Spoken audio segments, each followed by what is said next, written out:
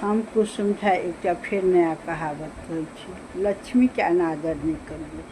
कते लोग जे रहती माय बाप पर, भाई पर या साझी रहती तो खूब पाई उड़ेती, खूब धनिकत ठेक ठेक कर माय सब फलना सब ओकर नाम लगा ओकर नाम खूब पाई उड़ेती।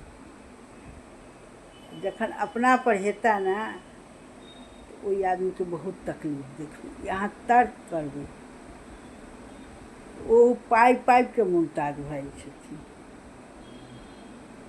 तैं लक्ष्मी के जखन आबै तऽ आदर करियौ, सम्मान सही जगह पर अहाँ खर्चा करियौ, सही जगह पर बात करियौ। ई बच्चा सब नहीं बुझै छै कि लक्ष्मी जहन अहाँ से रुठि जेती, अहाँ गलत जगह पर खर्चा कऽ देलियै, अहाँ पास लक्ष्मी एलथि है गलत जगह पर अहाँ खर्चा कऽ देलियै, अहाँ माय बाप के बेवकूफ़ बना देलियै, अहाँ खुद बेवकूफ़ बनब। अहाँ खुद अहाँके पश्चाताप हैत जे हम ई की केलहुँ।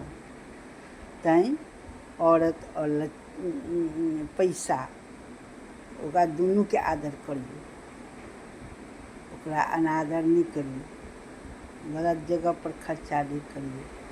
तो कहै छै लक्ष्मी के आदर करू। तो औरतो जे छथिन से लक्ष्मीए छथिन, तो हुनको आदर करियौ और पाइयो के आदर करियौ। जय मिथिला जय मैथिली। हम कुसुम समूहसँ कुसुम बाजि रहल छी और अहिना नया नया कहावत सब हम मिथिला के कहावत सब लऽ कऽ मैथिली में लऽ कऽ आयब।